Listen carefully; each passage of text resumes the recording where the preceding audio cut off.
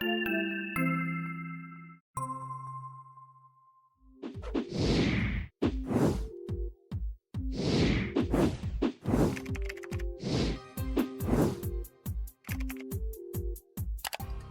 back, Richard. It's good to see you again. To talk. Try to get myself oriented when you say that. It's good to see me again. What day is it? What month is it? That's right. But heading into the holiday season, right? Right. And once again, we're going to talk about punishment.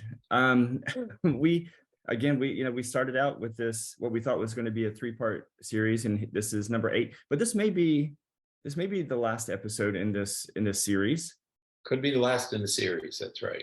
At least for now. And today we're going to focus on probably one of the most misunderstood aspects of all of this. Right. We've talked about antecedents, the things that happen before and sort of often trigger a behavior. We've talked about the behavior itself and differentiated between behavior and misbehavior. And we've focused the last couple of weeks about consequences. Right. But today we're going to focus on different types of consequences, really paying attention to what we call natural consequences, right. Because I think that a lot of people really misunderstand what natural consequences are. Right. Yeah. What we get on a daily basis is parents will come in, parents of children of all ages, from very young children to college students and young adults. And the question always is, what should I do if I discover that my child blank is something, okay, and it depends on the age of the child. And the other question we often get is, what's an appropriate consequence if my child blank does a certain thing? And that's typically what parents are asking. And I always say the same thing. There are really 2 questions. What are you trying to accomplish with this child? They're kind of asking for a consequence, but there isn't a recipe book for consequences. Right. Okay. There is no one-to-one correspondence like, oh, the best thing to do if a child does A is for you to do B. It's what you want to accomplish with this child and what you want the child to learn. Right. That's really where we have to start. The other issue is that when most parents ask about consequences, they think they're getting a consequence. They think they're headed toward a consequence. I want well, there have to be consequences. But what parents really are resorting to is something that we call response cost. Right. And response cost is a very specific approach to changing behavior. And response cost essentially is taking something away from the child for the child misbehaving, or right. for the child doing something. And it's called response cost. And it's taking something away. That's sort of a consequence, but it's not the kind of consequence that parents are really looking for. So that when we say we're not very good at consequences, that's kind of what we're saying, is that you're relying on response cost when you really want a consequence. Right. And so this starts right out the gates with a great example of how parents misunderstand what consequences are. Right. So, a child, misbehaves. And so the consequence that the parent will say is that they'll take away the phone, Right. Your daughter talks back to you. And so that's a sign of disrespect, or, that's non-compliance. And so the consequence then is to take her phone away.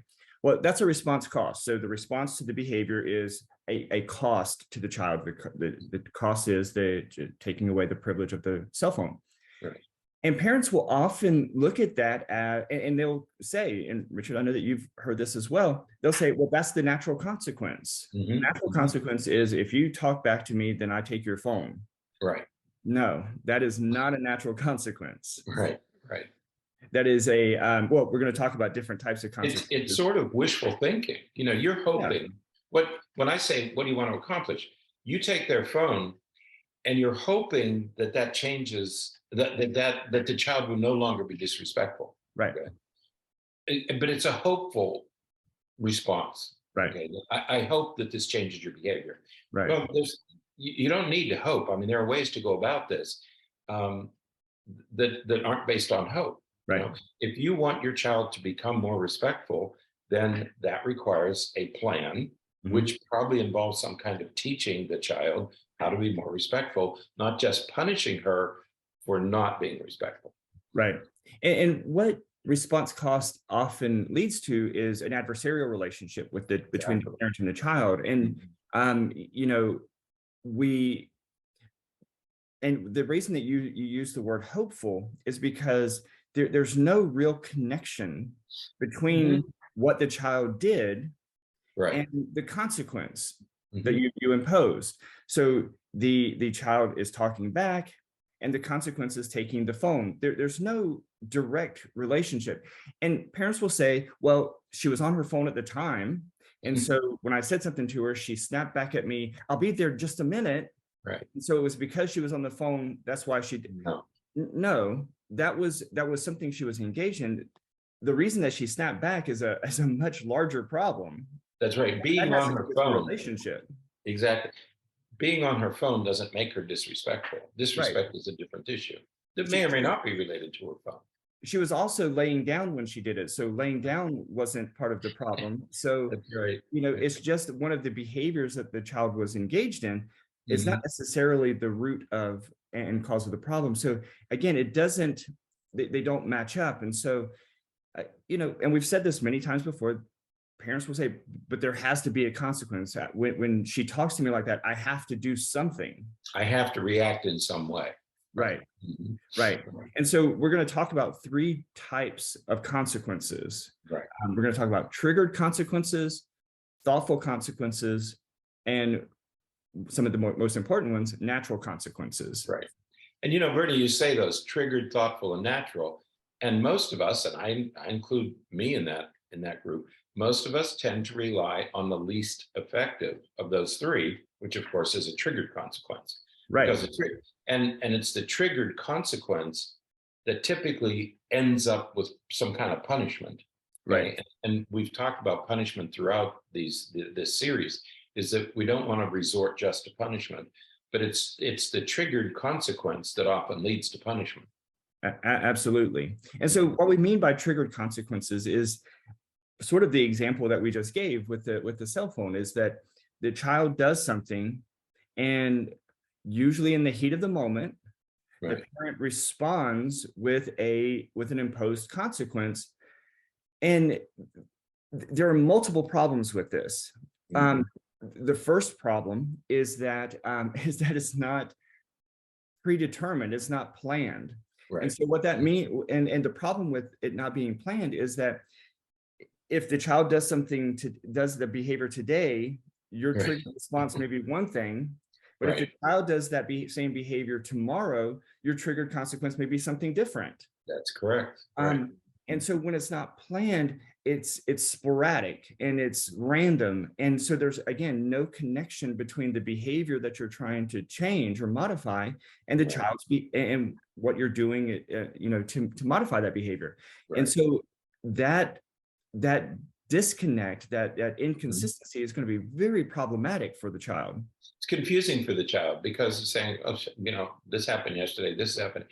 And there's no predictability, and there's no learning can occur. Right. If I do A, there's no B. It could be B, C, D, or E.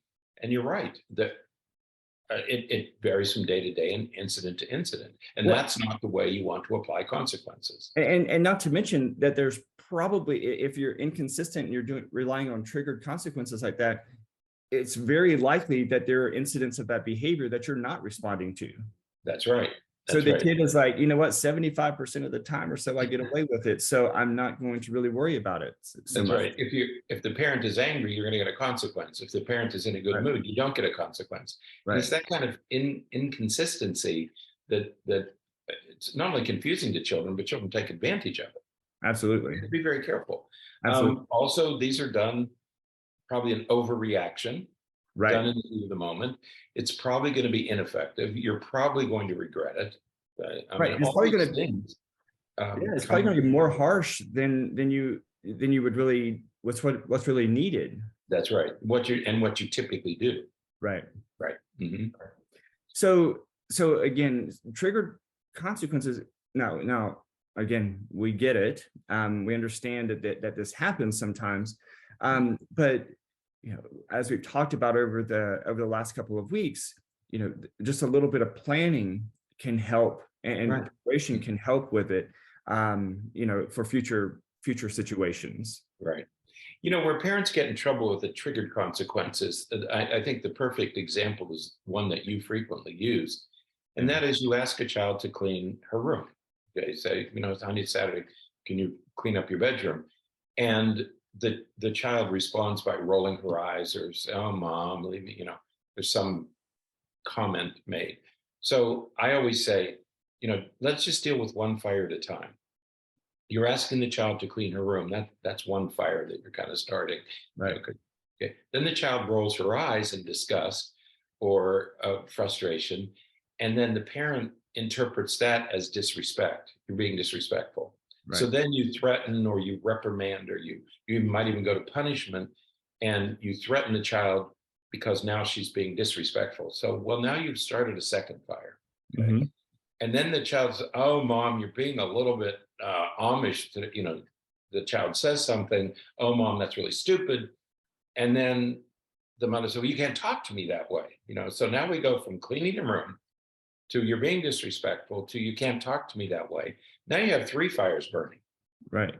And typically what happens is the parents get angrier and angrier and angrier as this exchange continues. And they finally bring out the heavy artillery and talk about, I'll punish you, I'll take your phone, I'll do this or do that. In the meantime, the room still isn't clean. You have all these fires, you set all these fires, the room still isn't clean. Right. Focus on one thing at a time. Don't let yourself get into a situation where you increase the likelihood that Right. you're gonna get pushed to a triggered consequence. Absolutely. And that leads us very nicely into the second type, which is a more thoughtful consequence. Life would be so much easier. It would be. And what we're talking about with thoughtful consequences is, again, a little anticipation, a little planning. And it doesn't, recognizing that there are going to be triggered consequences sometimes, because there are going to be, the other week we talked about, how to manage a situation when a child engages in a behavior for the first time. Right. Usually, many times, that's going to elicit a triggered consequence because you didn't anticipate this behavior, and so you're not sure what to do. But once you know the child, and sticking with this same example, that she's going to roll her eyes or sigh when you ask her to clean her room. Right. Well, then have a plan for that. There's no reason to be surprised and shocked that she rolls her eyes when she does it every Saturday. Right. So be prepared for it and have in your sort of in your arsenal some thoughtful consequences that you can administer calmly. Right. And that are appropriate and patient. When take kids in school, they have pretty clear understanding that if they do something in class, that they're going to get some kind of a consequence. Okay. But most kids are willing to accept that. They'll say, okay, I understand. And if I break that rule, I understand what the consequence is, and I'm okay with that. Okay. Right. And we can do the same with children at home. Decide what you want of your child and make these plans ahead of time. Right. You can't anticipate every problem. Right. So the first time something occurs, you may want to say, let me think about this, and not just react in the heat of the moment. Let me think about this. And I think a good example, is a curfew. Yeah. Right. We all have curfews. And we know kids are going to break curfew. They're going to break curfew to see if you mean it, to see if you really mean it. Okay. They're going to take the chance. It's absolutely normal behavior to take a chance. So you sit down with your child, you agree that 12 o'clock is a reasonable curfew. The child says, yep, I can do everything I want to do, and I can still be home by midnight. Yeah. Well, you have to know that at some point, your child's going to push that envelope. Right. So then you agree, okay, if you get home at 10 minutes late, or if it's 5 minutes late, no problem. If it's more than 5 minutes, then there'll be this consequence. So the kid comes in at 12:10, and you implement the consequence that the two of you have already agreed to. And I think that that's the most important and underutilized strategy that we have available to us. Parents come into our offices often and sit down with their kids, and they talk about these issues, and the parent so often wants to determine everything. They want to determine what the behavior is, what the acceptable and unacceptable behavior is, what the consequences are, and then they attempt to impose them upon the child. Right. What we have found to be so much more effective is to sit down with the child and say, hey, look, if we stick with curfew, look, let's talk about what is a reasonable curfew. All right. So places that you're going to be able to go are going to, close at such and such time. So, given that we can even use 16 or 17-year-olds and say, okay, by midnight, and the child will typically agree. Like you said, the child will typically agree. Yeah, midnight's reasonable. Okay. Now, and we want parents to say these kinds of things.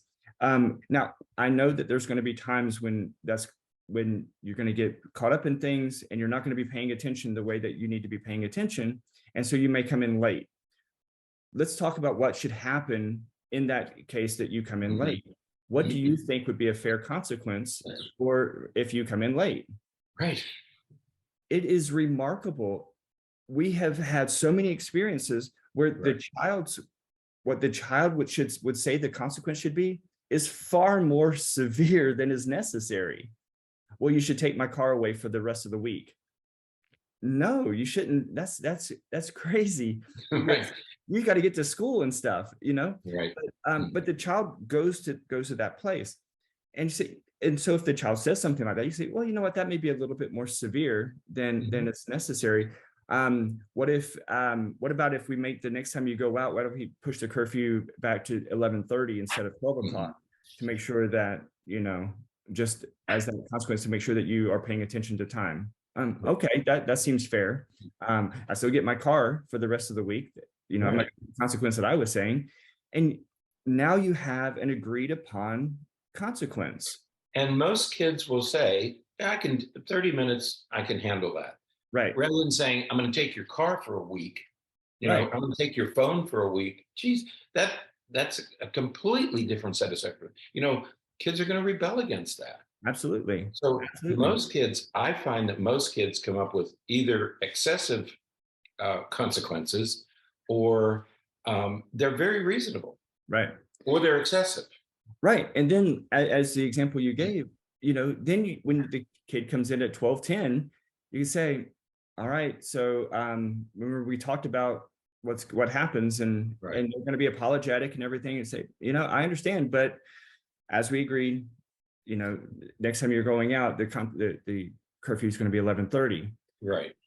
There's nothing to argue about. There's nothing to argue about. There's nothing to debate or fight about. That's just you've already had the discussion. You've already made the agreement, and most kids are going to be perfectly okay with that. Absolutely. Say, okay, lesson learned. Yeah. So those are thoughtful, planned, anticipated consequences, and those are, again, in most circumstances, you're going to be able to use those kinds of consequences. Now, the third and probably the most effective consequence is the natural consequence. And the reason that they are usually most powerful is that this is what naturally occurs as a result of the behavior. The example that I like to use is, your child's playing video games. Right. And they're getting upset with the video games, and they slam their controller down on their desk, and their controller breaks. Parents get all crazy when this happens. Oh, he has anger problems. He has this. So I need to punish. I'm going to take away all of his electronics for the rest of the week until the natural consequence is you don't have a controller, so you can't play your game. Right. Can't do anything about that. If he does something and he breaks his phone, that's the consequence. You can't use your phone now. I'm not going to go out and buy you another one. we can work out a situation where you can earn money and you can buy a new one yourself. But that's the natural consequence. Right. The natural consequence of leaving your bike outside rather than putting it into the garage is that it might get stolen. Right. Now you don't have a bike. Right. And natural consequence. And I already bought you a bike. I'm not going to go out and run out and buy you another one right away.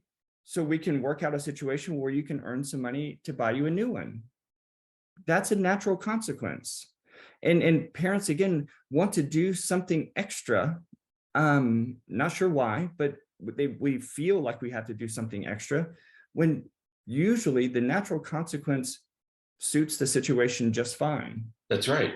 And I think those are all good examples. You know, you took your phone to the beach and you walked out into the water with your phone. Yeah. And then, yes, it slipped out of your hand and now it's ruined. Well, now you don't have a phone. Okay, right. So let's work out some way to replace it that is fair and equitable. I'm not just going to run out, right, and buy you another $1,000 phone. You know, right. we got to make some agreements here. So again, we go back to thoughtful consequence. You know, let's right. make an agreement. Okay.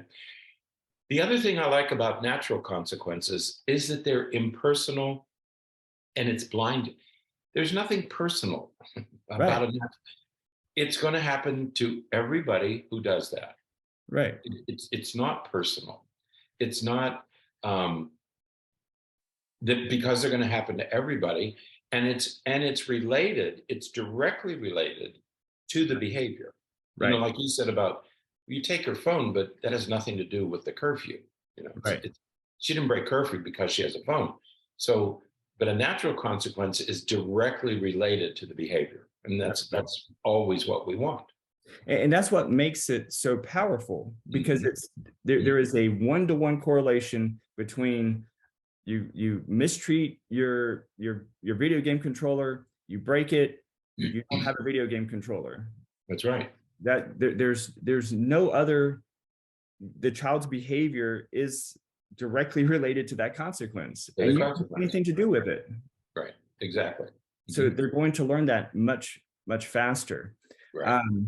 You know, and you can oftentimes natural consequences like that can be used with a lot of behaviors. You know, why, especially like in later elementary school and sometimes maybe even in middle school. Parents fight with their kids about taking showers, and I don't understand why kids act like they don't want to take showers, because they fight about getting in the shower, but then they spend 30 or 45 minutes in the shower. Right. Get that, but there's not necessarily a reason to fight them so much, because there's going to be social consequences if you don't take a shower. Right.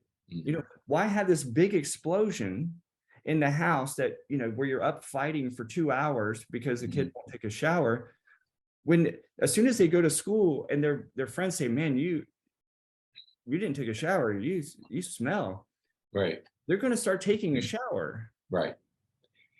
And if they don't, then that's another problem. Exactly. And that's where parent, most of these things you don't brush their teeth, they don't take a shower, most of those things are going to have natural consequences, and it will take care of itself. If it doesn't, right, you're dealing with a very different kind of problem. Right. If those kind of natural social sanctions don't work, you're dealing with a very different problem that's probably going to require some professional assistance. Right.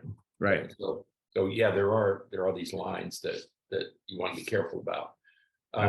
But in most cases, like you can go through at every age, there are natural consequences. For example, 3 or 4-year-old child spills milk or juice or whatever's in the container.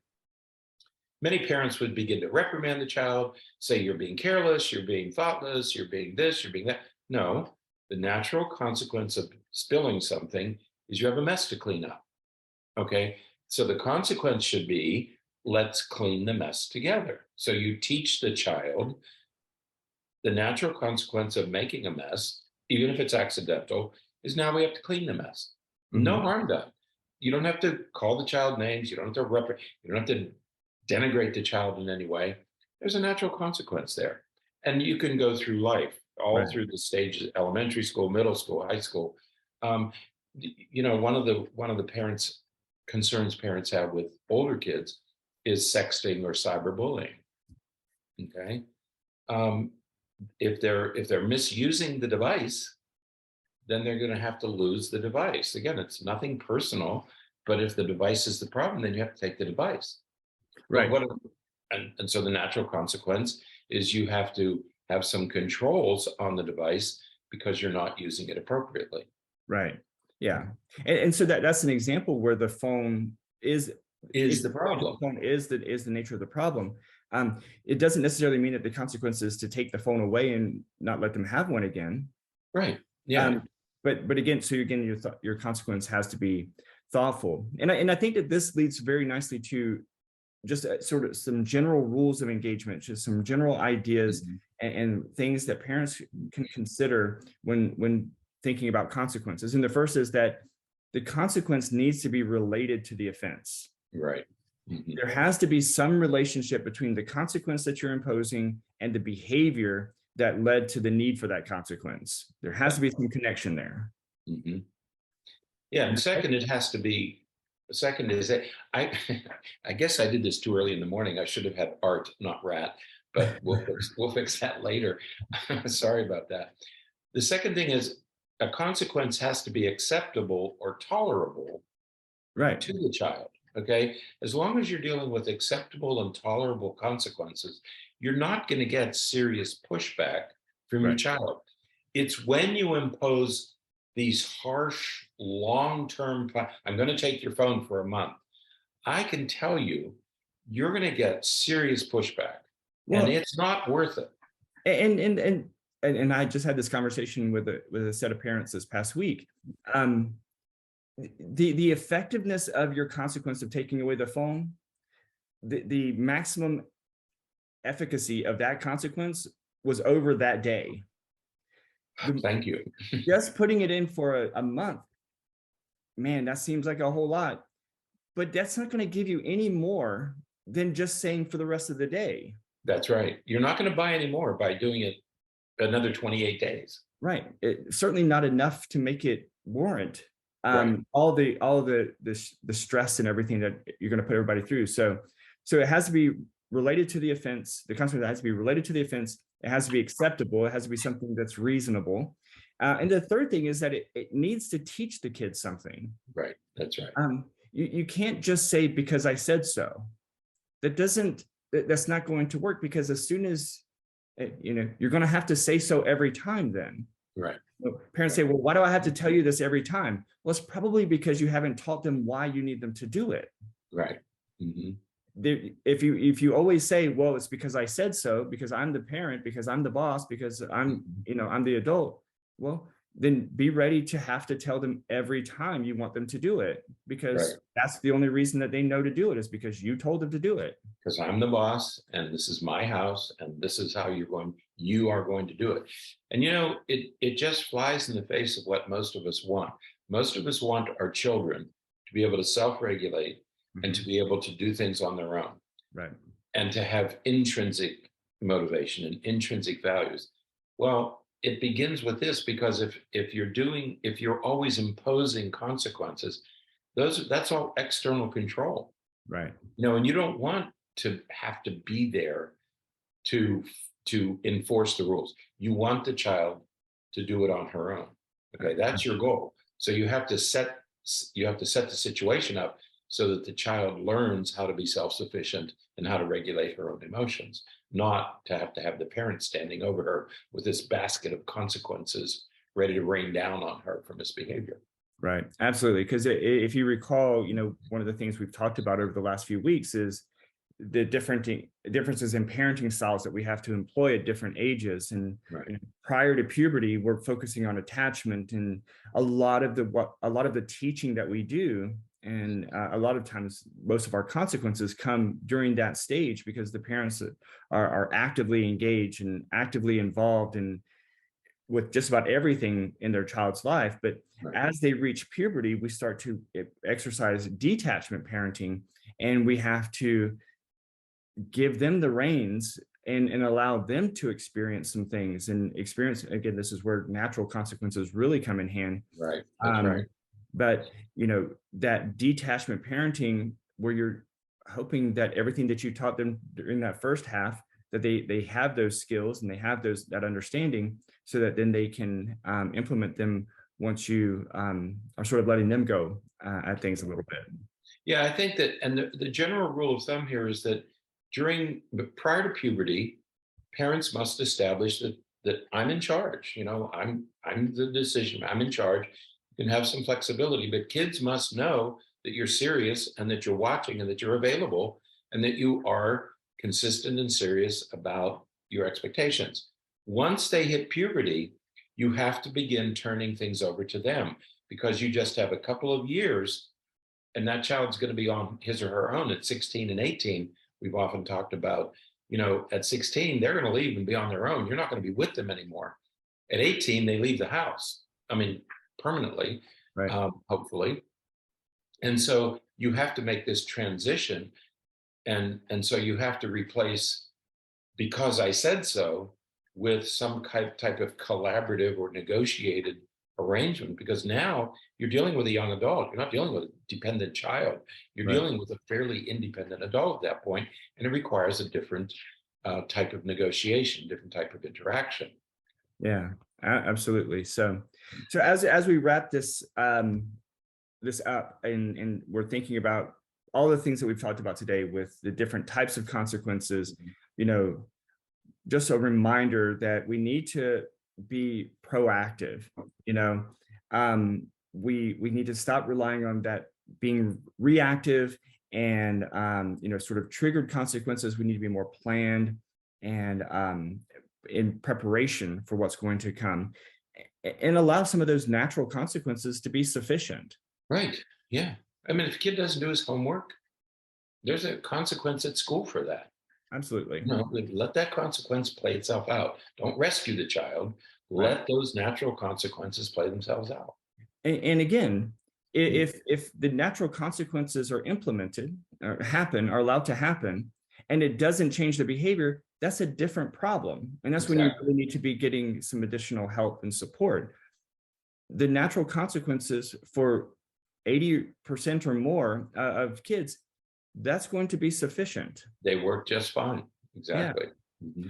Yeah. We also need to try to focus more on the desirable behaviors, the things that we really want our kids to do. We need to make sure that we're teaching those and supporting those, and not putting all the focus on the undesired behaviors, because we're going to get more of what we paid the most attention to.